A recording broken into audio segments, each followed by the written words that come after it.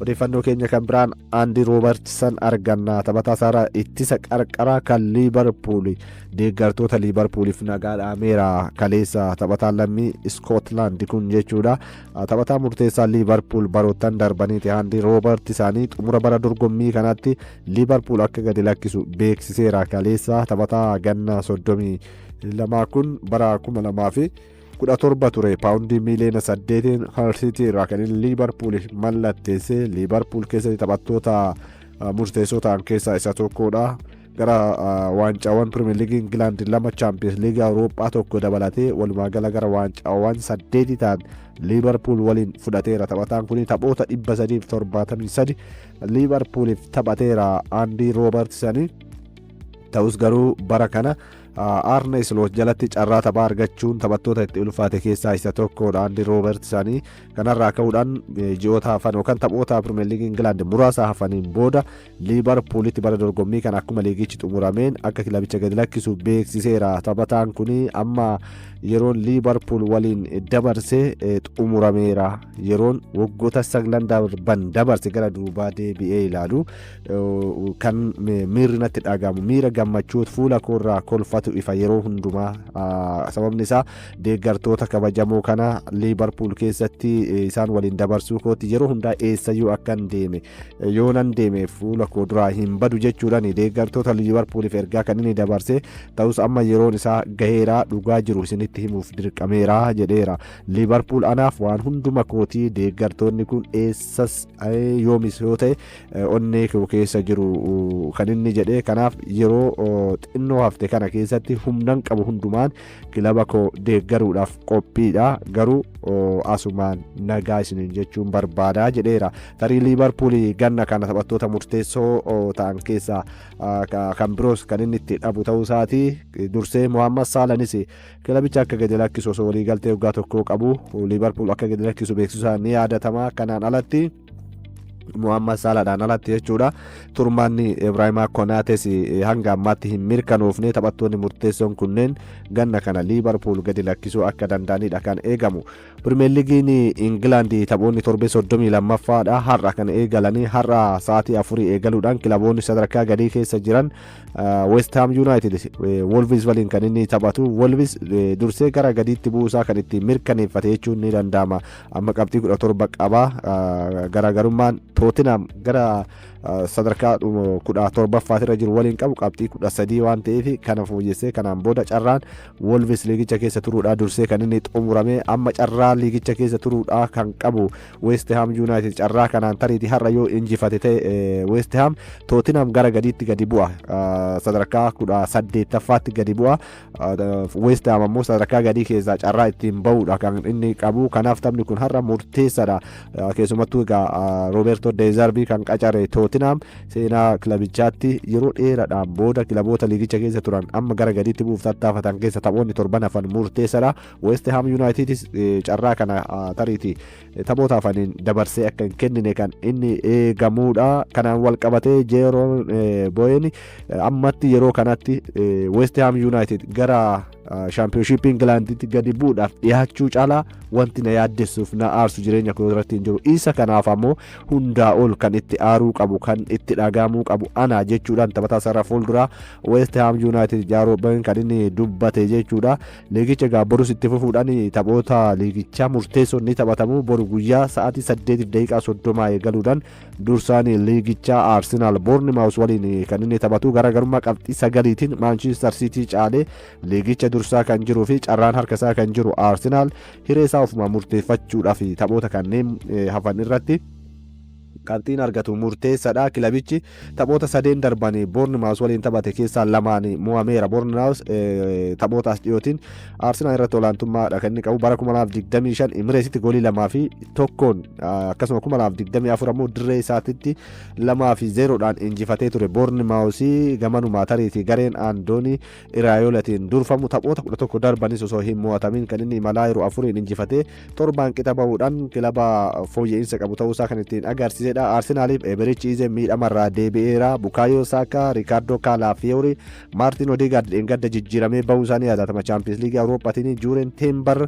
taphattoonni kunneen kaleessa bakka shaakalaatitti hin argamne kun tariiti Arsenaaliif yaaddoo ta'uu danda'a. Boruma itti fufuudhaan Liibarpuul Fuulaham waliin kan inni taphatu. Gareen Arne Slot hirmaannaa Chaampiyoons liigii Awurooppaa argachuuf taphni kun murteessaadha. Yeroo hundumaa taphni Liibarpuul Fuulaham ammoo tapha gooliin dabalame ta'uun ammas tapha kanaan gamanuma qormaata Arne Slot ta'a jedhamee eegama. Chaampiyoons liigii Awurooppaatiin PSG-dhaan 2-0 injifatamuun ni yaadatama. Brentford Everton waliin Burnley Brighton waliin yoo taphatu dilbata tapha cimaadhaan Stamford Bridgetti Chelsea Manchester City waliin kan taphatu ni eegama. Kun qormaata Premier League England kallattii kan akeeku jedhameeti kan inni eegamu. Manchester City injifatame Arsenal injifannaan gamanuma Arsenal waancaa liigichaa harkatti galfachuudhaaf kan itti dhiyaatu ta'a jedhameeti kan inni eegamu. Liigii Awurooppaatii kan argannu taphoonni nuusa xumura liigii Awurooppaadha. Kaleessa taphatamaniiru. Aston Villaan yoo injifatu Nottingham Forest kaleessa qixa baheera. Gareen Unai Emerytiin leenjuu Aston Villaan gara istaadiyeemii Renato Dalhara imaluudhaan gara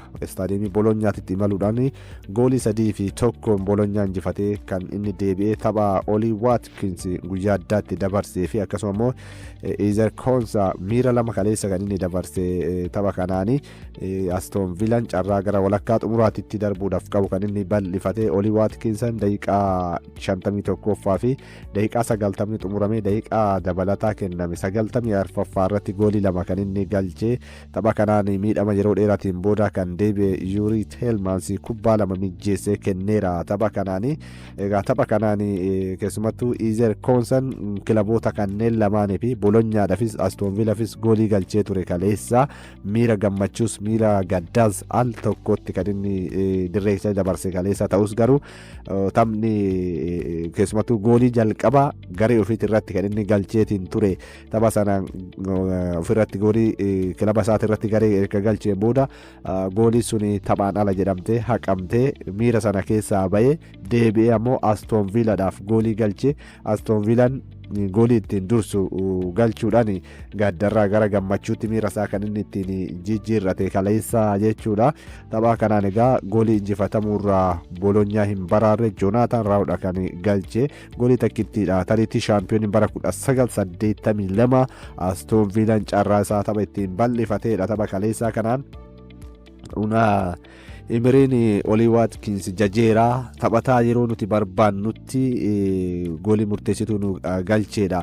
Inni yeroo hunda gahumsi isaa wal fakkaataa ta'uu baatus isa barbaanna dirree keessatti jechuudhaan taphataa kanarraa abdii akka qabu kan inni dubbate. Tapha biraatiin Nottingham Forest goolii tokko qixa Porto waliin kan bahe gara Portugal imalee istaadiyeemii Dragootti kan inni taphate. Nottingham Forest kaleessa durfamaa ture qixa kan inni bahe William Gomez daqiiqaa 11ffaa irratti Porto dursa qabsiisee ture. Ta'us garuu taphataan Portodha Martin Fernandes garee isaati irratti goolii galcheen kilaboonni kunneen lamaan goolii tokko qixa ba'aniiru.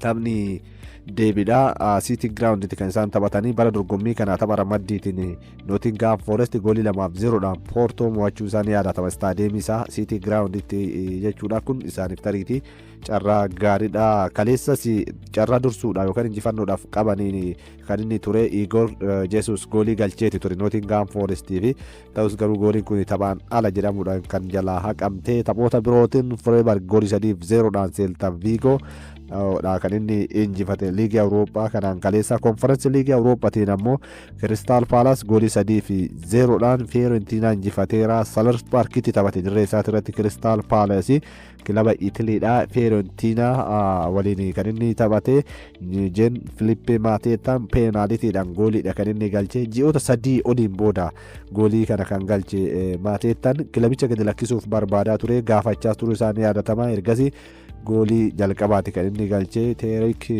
Mitchell akkasuma immoo Ismail Assar gooliiwwan hafan kan Crystal Palace taphattoota galchanidha. Crystal Palace carraawwan kana olis goolii galchuudhaaf argatee ture. Haa ta'uti goolii eegan duraanii kan Manchester United amma Fiorentinaadhaaf taphatu David Dean jalaa deebiseera tapha kaleessaa kanaanii. Rayo Vallecanonis goolii 3-0dhaan Atens injifateera Mainz 2-0dhaan. Strasbourg yoo injifatu Shakhtar Donetsk 3-0dhaan. AZ Alkmaar injifataniiru taphoota kaleessatiin. CBE Premier League Itoophiyaa taphoota torbee 26 arganna kaleessa taphoota 4 taphatamaniin.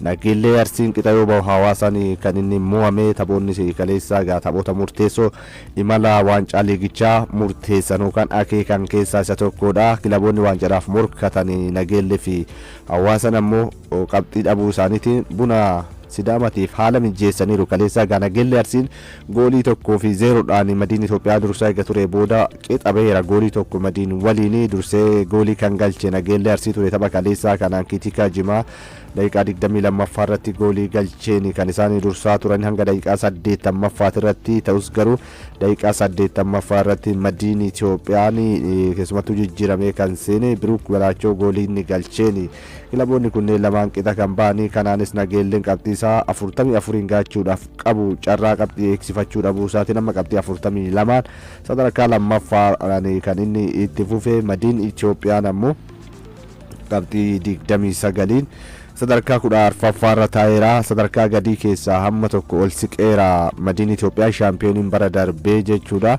Tariitii tapha kaleessatiin Madiin caalaa Nageellee Arsiin imala waancaadhaaf qabu Buna Sidaamaa kan hamma tokko garaagarummaatti dhiphisee imala waancaadhaa kanas hamma tokko dhiibbaa keessa galchuudhaaf qabu itti hin fayyadamne amma garaagarummaan gidduu isaanii jiru qabxii 6 Bunni Sidaamaa qabxii 48 kan inni qabu Nageelleen qabxii 42 kaleessuu injifatee garaagarummaa kana afuritti xiqqeessaa har'a amma Bunni Sidaamaa kan injifate yoo ta'e Machaal waliin kan inni taphatu tapha kana yoo injifate garaagarummaa Nageellee waliin qabu qabxii 9 hawaasa waliin ammoo qabxii 10tti kan inni bal'isu kun taphoonni gara xumuraatti siqaa waan jiran amma torbee 26 irra geera kana booda taphoota 12tu hafa torbee 38 taphatama CBN Premier League Itoophiyaa bara kanaa waan ta'eef garaagarummaan ammumarraa bal'achaa deemuun Buna Sidaamatiif carraadha kan inni bal'isee taphoota biroo kaleessa taphatamaniin Faasil goolii 1-0dhaan hawaasaa injifatee imala waancaadhaa kan hawaasadha kan gufachiise innis Minyoo Dabbabaati daqiiqaa 67ffaa irratti goolii injifannoo kan Faasiliif galche hawaasan egaa taphoota darban injifachuu hin dandeenye lama walitti aansee sanaan dura torbee 25ffaadhaan walwaale waliin goolii 2 qixa kan inni ba'e kaleessa ammoo goolii 1-0dhaan Faasiliin kan inni injifatame qabxii 41 sadarkaa sadaffaattis gadi bu'eera. Faasil qabxii 39 sadarkaa arfaffaadha liigichaan jechuudha. Amma morkiin kan Buna Sidaamaaf hawaasaa gidduu qabxii 9 har'a tariiti qabxii amma jiru qabxii 7 yoo kan injifatu ta'e Bunni Sidaamaa qabxii 10 kan inni ta'u qabxii 10 jechuun yoo xinnaate gara tapha 4 Bunni Sidaamaa qabxii isaa gamanumaa kan harkaa bal'ifate ta'uunsaa imalli waancaadhaa gara tokkotti kallattii qabachuusaa kan ittiin agarsiisedha. Tapha biraa kaleessa kilaboota yaaddoo gadii keessaa bahuuf tattaafatan keessa Arbaa Mincii carraan inni kaleessa tarii yeroo jalqabaa fi sadarkaa 20ffaarraa ka'ee hamma tokko sadarkaa tokko jijjiirrachuuf qabu osoo hin milkaa'in hafee goolii 1-0dhaan Hadiyaa Hosaanaadhaan kan injifatame Arbaa Mincii Hadiyaa Hosaanaadhaaf Henook Arfichoo peenaalitiidhaan goolii inni galcheen kan injifate kanaan Hadiyaan amma qabxii 32 sadarkaa 11ffaatti ol siqeera. Arbaa Mincii qabxii 42 sadarkaa 20ffaadhumaan itti fufeera. Akkuma Premier League England Wolves bara dorgommii kana sadarkaa gara dhumaatirra taa'ee itti fufuusaa kan ittiin mirkaneeffatedha. Arbaa Mincii tapha biraatiin Masaay Tafarii jalatti jijjiirama olaanaa mul'isaa kan jiruuf taphoota 7 darban osoo hin mo'atamin imalaa kan ture Walaayittaa Diichaan daqiiqaa dabalataa xumura 91ffaa irratti goolii galchee 1-0dhaan walwaaloo Addagiraat injifateera. Masaay Salamoon daqiiqaa 90 xumuramee daqiiqaa 91ffaa irratti goolii kan inni galchee kanaanis keessumatti Walaayittaa Diichaan kilaboota gara gadiitti bu'uudhaaf yaaddoo keessa jiran keessaa tokko ture amma garuu yaaddoo kana keessaa kan inni ittiin bahe qabxii murteessituudha kan galmeesse. Har'a Premier League Itoophiyaadha kanaan taphoonni lamanii taphatamuu Finfinneetti sa'aatii 9 eegaluudhaan kilabni bulchiinsa magaalaa Adaamaa Bahar Daar waliin kan inni taphatu Adaamaan torbee darbeega Nageellee Arsiidhaan injifatamuun isaa ni yaadatama. Tariitii kilaboota akka jalqabbii bara kanaatiin tilmaama waancaa argatanii amma adeemsa keessaa dorgommicha yookaan waancaa keessaa ba'an keessaa Adaamaan isa tokkodha. Leenjisaa Saaraa qacareera ta'us garuu injifannoo hin galmeessine har'a leenjisaa haaraan injifannoo jalqabaasaa galmeessuudhaaf Bahar Daar waliin kan inni taphatu. Tapha biraatiin Hawaasatti dursaan liigichaa Bunni Sidaamaa Machaal waliin kan taphatu tapha eegamuudha. Bunni Sidaamaa morkattoonni isaa waliin waancaa morkatan kaleessa qabxii gatuu isaaniitiin wal qabatee har'a carraa kana dursee erga ilaaleen booda kan Machaal waliin taphatu carraa kana ni eegsifataa kan jedhu egaa gamanumaa kan eegamu ni ta'a. Garee biyyaalessaa Itoophiyaa kan dubartoota arganna odeeffannoo keenya kan biraatiin gareen biyyaalessaa kan dubartoota Itoophiyaadha umrii 17 gadi har'a gara magaalaa guddoo Sudaan kibbaa kan taate Juubaatti imala isaa eegaleera. Gulaalli waancaa addunyaa bara 2026 kan Morookoon qopheessituuf darbuudhaaf Sudaan kibbaa waliin taphata. Gareen dubartootaa kuni garichi leenjistuu Reedwaa Aliitiin kan inni durfamu guyyoota darban Finfinneetti shaakala taasisaa ture. Taphattoota 23 waamicha taasisaniini shaakala isaanii xumuraa kaleessa taasisaniiru.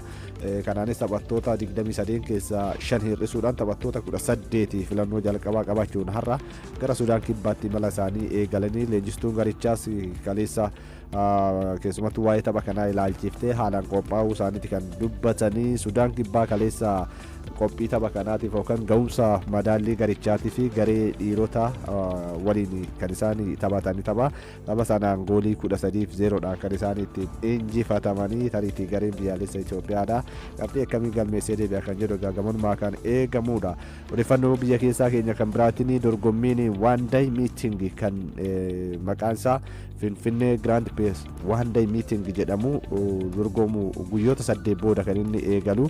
Dorgommiin kun guyyaa tokkotti kan inni xumuramu. Atileetonni Olompikii irratti shaampiyoonii ta'an dabalatee atileetonni ciccimoon hedduun kan addunyaadhaa dorgommii kana irratti kan isaanii hirmaatanii waa'ee kana haala qophii isaa ilaalchisee ministeerri aadaa fi ispoortiidha kaleessa haala qophii kana irratti qaamolee dhimmi ilaallatu waliin marii geggeessaniiru. Marii kanaanis Itoophiyaan addunyaa irratti guddummaa ishee gama ispoortiitiin jiru maqaa Itoophiyaan qabdu dorgommii itti beeksiftu ta'uu qaba kan ittiin agarsiiftu ta'uu qaba jechuudhaan marii kana irratti kan isaanii dubbatanii haala qophii dorgommichaa ilaalchisuudhaan marii geggeeffame kanaan gabaasni garagaraa haalli qophichi irra jiru kan isaan irratti mari'atanii ministeerri aadaa fi ispoortiidha adde Shaawit Shaankaa ispoortiin Itoophiyaadha boqonnaa haaraa kan irratti baname kan isaan jedhanii qophii dorgommichaa xiyyeeffannoon hojjetamaa akka jirudha. Wantoonni barbaachisan gara xumuraatti siqaniiru.